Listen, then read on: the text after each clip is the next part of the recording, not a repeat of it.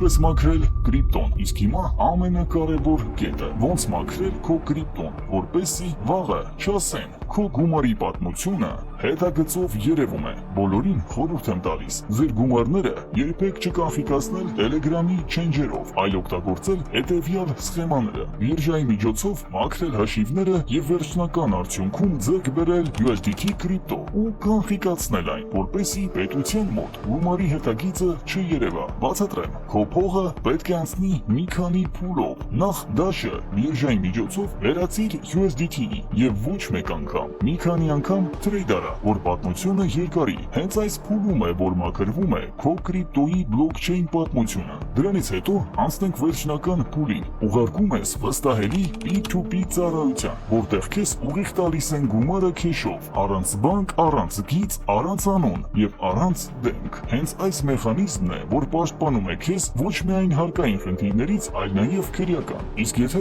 ուղիղ չստուգված չենջի կամ ծանոթի հաշիվ ես ուղարկում, հավատա, հետագայում դա դառնում է առաջին փաստաթուղթը, որ օգտագործվում է քո դեմ։ Մի մոռացիր, բլոկչեյնը բաց համակարգ է։ Այն, ինչ դու կարծում ես, ես ու ինքը միայն գիտենք, իրականում այդ հետագիծը երևում է։ Եթե չես մաքրում, նշանակում է թողնում ես հերք։ Գումարը գալիս է արագ, բայց եթե սխալվեցիր, ամեն բան կկորցնես։